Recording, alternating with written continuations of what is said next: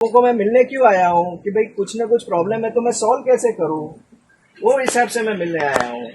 तो कैसे भी करके आप लोगों का कोई भी, हम लोगों को भी अच्छा नहीं लगता है ना, आप लोगों के इतने कुछ ना कुछ काम रहेंगे, घर का काम रहेगा, सब लोग इधर आप बैठे हुए हैं, तो आप लोगों को प्रॉब्लम नहीं आना चाहिए, इसके लिए मैं इधर आया हूँ।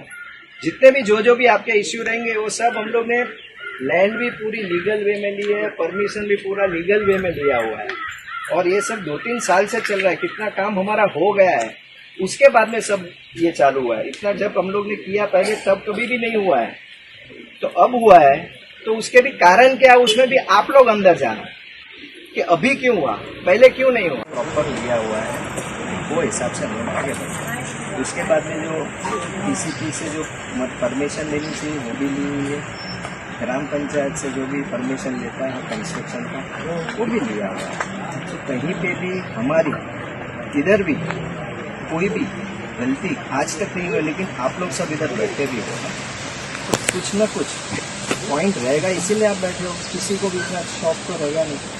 आपको झूठ बोल के जमीन बेची गई है। मैं क्या बोल रहा हूँ, आपका कहना है, हम लोग को तो बुक देख के लिया है ना, पेपर देख के लिया हुआ है। आपका प्रोजेक्ट का स्केल कितना है आपको खुद पता है, ये गांव का पॉपुलेशन कितना है आपको आइडिया है।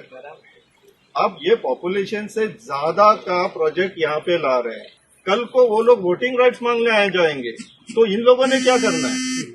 See it is not just limited to environmental destruction right now, यहाँ पे पूरा का पूरा डेमोग्राफिक चेंज हो रहा है, प्रॉब्लम यहाँ से स्टार्ट हो रहा है। तो एक बात का क्लैरिटी देता हूँ, आपने जो बोला है इंडिया में कोई भी सिटीजन कहीं पे भी जा सकता है, लेकिन वो ब्लैंकेट अप्रूवल नहीं है, subjected to certain state conditions also.